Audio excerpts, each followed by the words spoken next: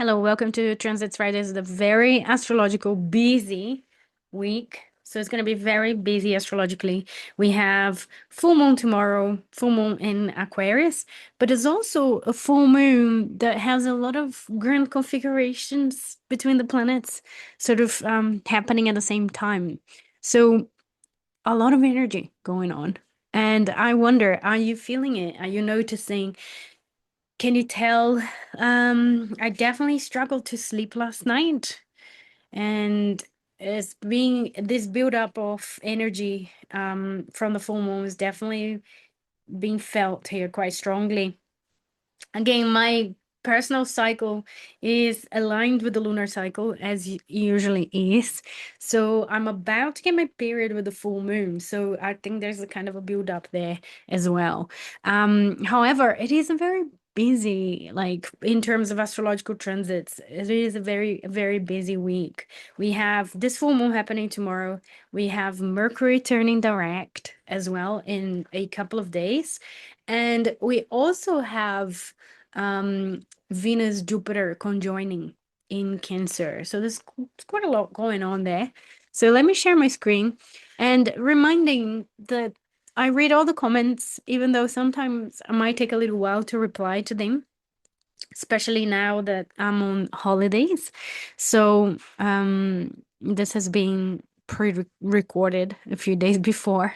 But let me know in the comments. What are you doing? How are you being? What's going on? And if you're feeling this energy as powerfully as I have been feeling. So let me share my screen. And here we are, the 8th of August, which is also, people talk a lot about the 8th of August as the Lion's Gate, right? Eight. Well, there's something important about number eight for sure. In my personal tarot spread here, I got the Magician who has the infinite, the symbol of the infinite at the top of its head, which is a number eight, kind of sideways. Um, so yeah, I mean, I don't know. I don't follow the Lion's Gate closely myself, and I don't really know that much about it. I guess is the Virgo in me that does not resonate so much, but maybe it's just because I don't know much about it. And for that reason, I don't put that much importance in it. Anyways, let's have a look at the transits, like I said. And we recently have had Mars moving to Libra and beginning to form this grand trine in air. So that energy is already there. And this week we may have felt challenged. I mean, in fact, it's a kite, isn't it? It's a grand trine in water, in air. And that Mars is also opposing Saturn and Neptune. So we've got a grand configuration kite basically involved here. It looks like a kite. So Saturn, Uranus, and Pluto forming sextiles and trines to each other, and then Mars forming trines and oppositions. So big kind of aspect for growth, in particular because we have so many of the big planets being involved. Every single outer planet, we've got Pluto, Neptune, and Uranus, as well as Saturn being involved in there. So it's not just a kind of a spiritual collective sense of evolution and removal of obstacles and things like that. But also with Saturn being involved in there is a there's a kind of a request to turn it tangible, to make it real, to take action with it, um to make it feasible. Whatever it is that you're changing, that you're growing, that you're evolving, make it feasible, bring it to life, make it happen. So that's there. And I would say because Mars is the personal planet that's involved in there, obviously, apart from the moon, which has been involved in it today. Um, Mars being the planet that's kind of opposing Saturn there, those situations will be about assertion, you know, being assertive, communicating what you need, what you want, in relationships, in partnerships of all kinds and all of that. So I really feel there's a little bit of that energy that's being challenged in there. And not only challenged for the sake of being challenged, but challenged to grow, to evolve, to transform, to reintegrate, to express that energy on a new level, right?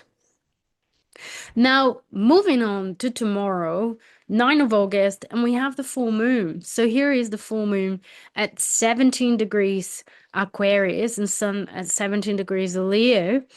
And we have a very intense energy going on here because of that kite that we spoke about, because it's going to perfect pretty much tomorrow when Mars enters 1 degree of Libra. So the opposition will be perfection with Mars and Neptune, and then the trine to Uranus and the trine to Pluto as well. Almost. I mean, Pluto is at 2 degrees, but all the other points are at 1 degree.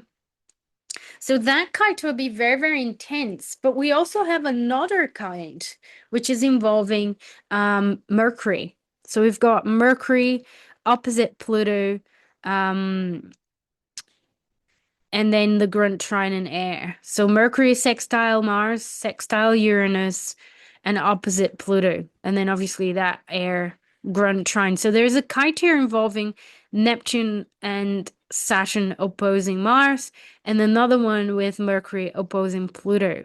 So during this, it's a doozy, it's a big one, it's intense, it's powerful, it just really give this strong sense of speeding things up a little bit, even though a lot of the planets are still retrograde, but it's speeding up the insight, the view, the revelation that we might get with this full moon, about sharing, individuality, being part of a group, being as special as an individual, that theme of individual and group is very strong here in both the opposition between Libra and Aries and the opposition between Aquarius and Leo. So there's an emphasis here. How much do we share ourselves? How much do we budge in? How much do we just make amends and accept? How much do we, on the other hand, assert and say no, set boundaries, go our own way, do things alone? What's the right measure here? And what's the right measure in your current situation? And in particular with the Aquarius full moon as well. I think, as I said before, the Aquarius Leo energy is very much that sort of, what are my individual contributions to the collective? Individual contributions to the collective. So we're thinking, what am I special good at that I can offer to others? It's not really about my ego, but a contribution here. What can I contribute with the community, right? But the contribution also doesn't have to be, fitting in because the group wants you to. As that balance between the Leo and the Aquarius. So that energy is going to be very much under the spotlight, and very strong in terms of revelation, in terms as well of um, embracing this, healing these dichotomies, healing those splits, um, learning how to deal with anger and frustration as well. So we might be feeling frustrated, there might be frustration in the air. And so, how do we deal with it? How do we integrate? And not just integrate, how do we express that as well, right? Instead of swallowing it whole as well, because that can be a problem with Mars in Libra, right? Not wanting to speak up, not wanting to do things, etc. So with Mercury just about to turn direct as well, I think this full moon could really stamp that big insight and revelation from the last 3 weeks. What have we been reviewing? What have we been rethinking? And so there's something there that we can really understand further and realize in terms of what we need to communicate, what we need to express, what we need to say, right? So that kind of is very, very much part of that configuration as well. I think the opposition between Mercury and Pluto here could be some sort of secrets coming up as well, things that haven't been said, haven't been spoken, that then we suddenly realize as well. But with those ground configurations, I mean, within those two kites, we also have a mystical rectangle between Mercury, Mars, Pluto, and Neptune, Saturn. So really action taking, When we have grand configurations like this, we have squares, oppositions, and trines and sextiles. It's really like using the trines and sextiles as a channel to express and channel the energy of the tension of the squares and oppositions. So there's a lot going on there. There's a lot going on during this full moon. And obviously we have already Venus Jupiter coming to conjoin. So that Venus Jupiter speaks to a different kind of energy here. Um, really just um bringing a lot more emotion into the picture, right? Because everything here is an air and fire, is very mental and intellectual and expressive, and there's a lot of yang energy in the sky. But with that Jupiter Venus in the North Node in Pisces as a bit of a reminder of feminine energy as well, to get along, to not forget that, to not forget the connection with abundance, right? Abundance, connection with family, connection with our emotional life as well, right? What makes us creative and emotional connections as well makes us feel abundant and rich, right?